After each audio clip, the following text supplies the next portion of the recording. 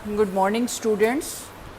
यह बीए बाग third year की economics की क्लास है, जिसमें हम इकोनॉमिक्स का फर्स्ट पेपर जो है अंतर्राष्ट्रीय व्यापार, आर्थिक विकास एवं सार्वजनिक वित्त पढ़ रहे हैं।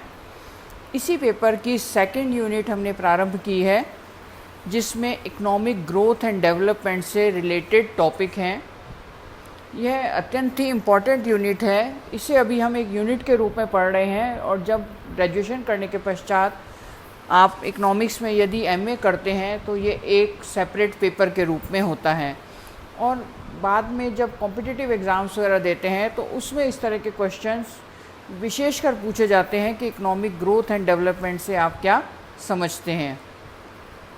आज का हमारा टॉपिक है मेजरमेंट ऑफ डेवलपमेंट। विकास के माप क्या है। विकास की हम चर्चा बहुत करते हैं, तो विकास को मापेंगे कैसे। आर्थिक वृद्धि और विकास।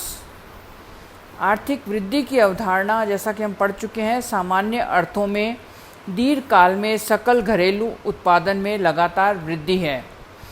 यह बिल्कुल स्पष्ट परिभाषा है कि किसी भी देश में यदि लंबे समय तक उसकी जीडीपी में वृद्धि होती है, यदि शॉर्ट टाइम में वृद्धि होती है या केवल व्यापार चक्र के कारण वृद्धि होती है, तो उसको आर्थिक वृद्धि नहीं कहते हैं, परंतु लगातार अनेक वर्षों तक वृद्धि होती रहती है जीडीपी में, तो उसको आर्थिक वृद्धि कहते हैं। आर्थिक विकास की अवधारणा। यदि किसी देश में आर्थिक वृद्धि की जो हमने परिभाषा पढ़ी है, आर्थिक वृद्धि के साथ साथ परिवर्तन भी होते हैं, इकोनॉमिक ग्रोथ प्लस चेंजेस होते हैं, तो वह आर्थिक विकास कहलाता है। आधुनिक समय में विकास की प्रक्रिया अधिक महत्वपूर्ण है। आजकल सभी लोग आर्थिक विकास की दर, जो वस्तुतः आर्थिक वृद्धि दर ही है, इसकी बात बहुत करते हैं, चर्चा करते हैं। अतः अर्थशास्त्रियों द्वारा आर्थिक वृद्धि के सिद्धांत पर लगातार ध्यान दिया जा रहा है और उसका विकास करना एक स्वाभाविक प्रक्रिया बन गया है। परंतु आर्थिक वृद्धि और आर्थिक विकास की कोई सर्वमान्य परिभाषा नहीं बन पाई है। कुछ अर्थशास्त्री तो इसकी कोई निश्चित परिभाषा देने की आवश्यकता नहीं समझते। अधिकांश अर्थशास्त्री इस मत के हैं कि आर्थिक वृद्धि का अर्थ अपने आप में स्पष्ट है। इसे आसानी से राष्ट्रीय आय संबंधी जो समग्र राशियों के रूप में मापा जा सकता है। जैसा कि आपने सेकेंड ईयर में मैक्रो के पेपर में पहला चैप्टर पढ़ा था, जिसमें नेशनल इनकम की विभिन्न अवधारणाएं पढ़ी हैं, जीएनपी, जीडीपी, एनएनपी, प्रति व्यक्ति आय, उसमें किसी भी रूप में इसे मापा जा सकता है। परंतु एक इसकी विशेष स्पष्ट परिभाषा होना जरूरी है, ताकि सोशल साइंस में उस पेपर का और सब्जेक्ट का अच्छा विकास होता है। अर्थशास्त्री आर्थिक वृद्धि को एक ऐसी प्रक्रिया मानते हैं जिसके अंतर्गत किसी अर्थव्यवस्था का सकल घरेलू उत्पादन लगातार दीर्घकाल तक बढ़ता रहता है। सकल घरेलू उत्पाद तथा सकल राष्ट्रीय उत्पाद में भी अंतर पाया जाता है। आप इसकी परिभाषा सेकेंड ईयर में पढ़ चुके हैं, जो मुख्य रूप से अंतर्राष्ट्रीय व्यापार व विनियोग के कारण है। सकल राष्ट्रीय उत्पाद में अंतर्राष्ट्रीय व्यापार, आयात और निर्यात का जो अंतर होता है, और विनियोग को शामिल किया जाता है, जबकि सकल घरेलू उत्पाद में हम इसे शामिल नहीं करते हैं। वस्तुतः सकल घरेलू उत्पाद किसी अर्थव्यवस्था के अंदर उत्पादित समस्त वस्तुओं और सेवाओं के बाजार मूल्यों का योग है। अतः आर्थिक वृद्धि की व्याख्या यदि हम सकल घरेलू उत्पाद में लगातार वृद्धि से करें तो यह उपयुक्त प्रतीत होता है। भारत जैसे देशों में जहाँ पिछले कुछ दशकों में विदेशी व्यापार का अंश बहुत अधिक नहीं था, तब कोई सकल घरेलू उत्पाद और सकल राष्ट्रीय उत्पादन में अंतर नहीं था, परंतु आजकल आर्थिक उदारीकरण के कारण विदेशी व्यापार का भाग बढ़ा है। आर्थिक वृद्धि की एक सर्वमान्य परिभाषा सकल घरेलू उत्पाद में लगातार लंबे समय तक वृद्धि से की जा सकती है। केवल कुछ समय के लिए यदि वृद्धि होती है व्यापार चक्र के कारण, मानो इन्फ्लेशन है और समृद्धि काल है, तो उसे आर्थिक वृद्धि नहीं कहते हैं। मायर व बॉल्डविन ने बताया कि यद्यपि इन शब्दों के बीच कुछ स्पष्ट विभाजन रेखा खींचना संभव नहीं है, मूल रूप से ये पर्यायवाची लगते हैं, परंतु किंडलबर्गर इन दोनों शब्दों में भेद करने का प्रयास करते हैं। उनके अनुसार आर्थिक विचार विमर्शों में जो भी साहित्य होता है, वृद्धि तथा विकास को प्राय पर्यायवाची मान लिया जाता है और इस प्रकार का प्रयोग पूर्णतः स्वीकार करने योग्य है। पर जहाँ दो शब्द होते हैं तो इसका मतलब उन दोनों का अंतर अलग अलग होता है। आर्थिक वृद्धि से तात्पर्य अधिक उत्पादन से है, उत्पादन वृद्धि की दर से है, जबकि विकास का तात्पर्य, बार बार मैं कह रही हूँ, तकनीकी एवं संस्थागत व्यवस्थाओं के परिवर्तन से है। जिनकी सहायता से उत्पादन किया जाता है। आर्थिक विकास का अर्थ आर्थिक वृद्धि से है, पर विशिष्ट रूप से इनका प्रयोग एक विकसित अर्थव्यवस्था में परिमाणात्मक मापों को प्रदर्शित करने के लिए नहीं किया जाता है, जैसे प्रति व्यक्ति आय में वास्तविक वृद्धि, बल्कि आर्थिक, सामाजिक और अन्य परिवर्तनों को दिखाने के लिए किया जाता है जो वृद्धि लाते हैं। इस प्रकार हम कह सकते हैं कि आर्थिक वृद्धि तो जो है वो वस्तुनिष्ठ होती है, मापने योग्य होती है। यह श्रम शक्ति, पूंजी, व्यापार की मात्रा, आय तथा उपयोग की मात्रा को प्रदर्शित करती है, परंतु आर्थिक विकास जो होता है वो आर्थिक वृद्धि के विभिन्न अवयवों पर प्रकाश डालता है, जैसे उत्पादन की तकनीक, सामाजिक विचार, संस्थाओं में परिवर्तन, जो आर्थिक वृद्धि में सहायक होते हैं। अब हम इस बिंदु पर विचार करेंगे कि आर्थिक वृद्धि आर्थिक विकास का प्रारंभिक चरण है। बिना आर्थिक वृद्धि के आर्थिक विकास संभव नहीं है। आर्थिक वृद्धि एक सीमित तत्व है, जबकि आर्थिक विकास एक विस्तृत तत्व है। आर्थिक विकास का सामान्य अर्थ आर्थिक समृद्धि के साथ परिवर्तन से लिया जाता है, अर्थात जब आर्थिक वृद्धि होती है तो उसका प्रभाव धीरे धीरे दीर्घकाल में अर्थव्यवस्था के सभी क्षेत्रों जैसे आर्थिक, सामाजिक, सांस्कृतिक, संस्थागत में परिवर्तन के रूप में होता है, और जो और अधिक वृद्धि को प्रोत्साहित करता है। इसे आर्थिक विकास कहा जाता है।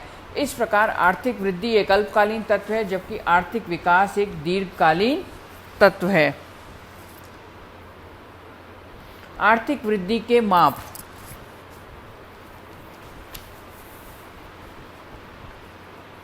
आर्थिक विकास दीर्घकाल में परिवर्तन की प्रक्रिया होती है, इसलिए उसका संतोषजनक व सर्वमान्य अधिसूचक निश्चित करना कठिन कार्य है। आर्थिक विकास का एक स्वीकृत अर्थ नहीं है, बल्कि वृद्धि और प्रगति की धारणाएं भी उससे जुड़ी हुई हैं, अतः विकास को मापने का एक मापदंड निश्चित नहीं कर सकते। लिप्से के अनुसार किसी देश के विकास की मात्रा के बहुत से संभावित माप हो सकते हैं, जैसे प्रति व्यक्ति आय, अवशोषित साधनों का अनुपात, प्रति व्यक्ति पूंजी, प्रति व्यक्ति बचत, सामाजिक पूंजी की मात्रा जैसे सड़कें, रेलें, स्कूल तथा विभिन्न वर्गों की शिक्षा की मात्रा इत्यादि। सामान्य रूप से इसे सकल राष्ट्रीय उत्पत्ति जीएनपी, प्रति व्यक्ति आय पर कैपिटा इनकम और आर्थिक कल्याण में वृद्धि विकास के सूचक के रूप में बताते हैं। इसमें पहला पॉइंट है राष्ट्रीय आय में वृद्धि। कुछ अर्थशास्त्रियों के अनुसार देश की राष्ट्रीय आय में वृद्धि होने को आर्थिक विकास का प्रतीक माना जा सकता है। Professor Simon Kuznets, Paul Albert, मायर, बॉल्डविन तथा ए.जे. यंगसन ने इस विचारधारा के प्रमुख प्रतिनिधि हैं। प्रोफेसर मीड का मत है कि प्रति व्यक्ति आय की अपेक्षा कुल आय कल्याण में अधिक उपयुक्त विचार है।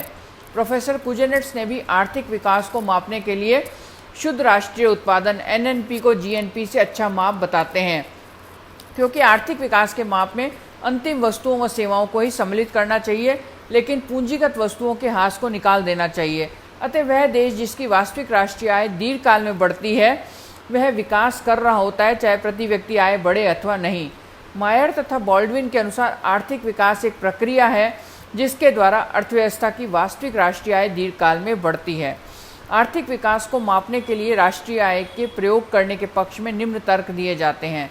पहला पॉइंट है इसमें, सामान्य रूप से प्रति व्यक्ति वास्तविक आय में वृद्धि होने के लिए वास्तविक राष्ट्रीय आय में वृद्धि होनी ही चाहिए। दूसरा, यदि हम प्रति व्यक्ति आय को विकास का सूचक मानते हैं तो हम एक विचित्र स्थिति में पड़ जाते हैं कि यदि कोई देश विकास नहीं कर रहा, क्योंकि राष्ट्रीय आय तो बढ़ रही है पर जनसंख्या वृद्धि भी उसी दर पर बढ़ रही है।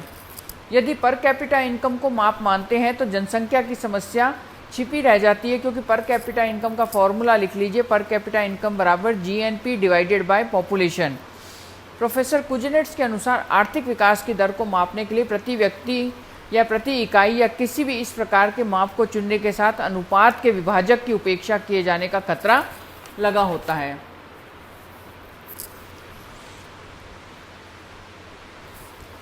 नेक्स्ट, आर्थिक विकास को मापने का तरीका है प्रति व्यक्ति आय में वृद्धि।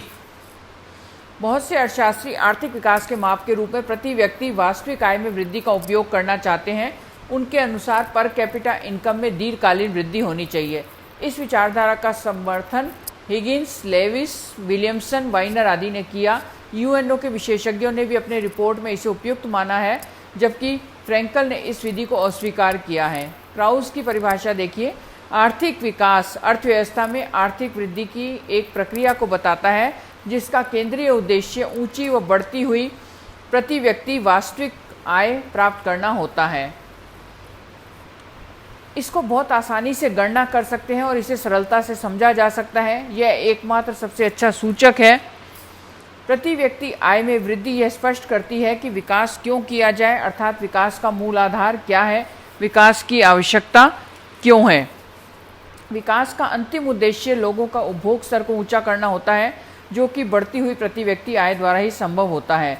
अल्प विकसित देशों और विकसित देशों में जो अंतर है वो पर कैपिटा इनकम उत्पन्न करने की क्षमता के कारण ही होता है। अतः यदि कोई देश पर कैपिटा इनकम बढ़ा लेता है तो उसे विकास ही माना जाएगा।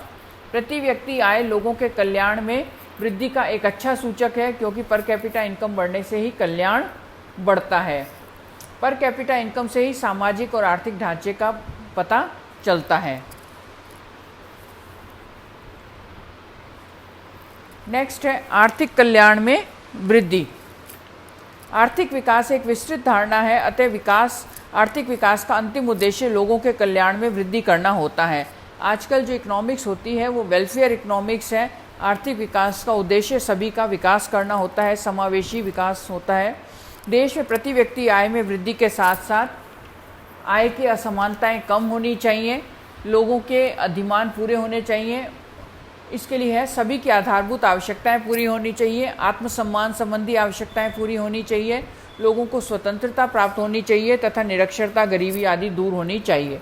यूएनओ की एक रिपोर्ट के अनुसार आर्थिक विकास केवल मनुष्य की भौतिक आवश्यकताओं तक सीमित नहीं है, इससे जीवन की सामाजिक दशाओं में भी सुधार होना चाहिए। विकास में सामाजिक, सांस्कृतिक, संस्थागत व आर्थिक परिवर्तनों का योग होता है। विकास केवल मौद्रिक आय में वृद्धि से नहीं बल्कि शिक्षा और स्वास्थ्य में भी सुधार चाहता है। लोगों का जीवन स्तर दीर्घकाल में सुधरना चाहिए।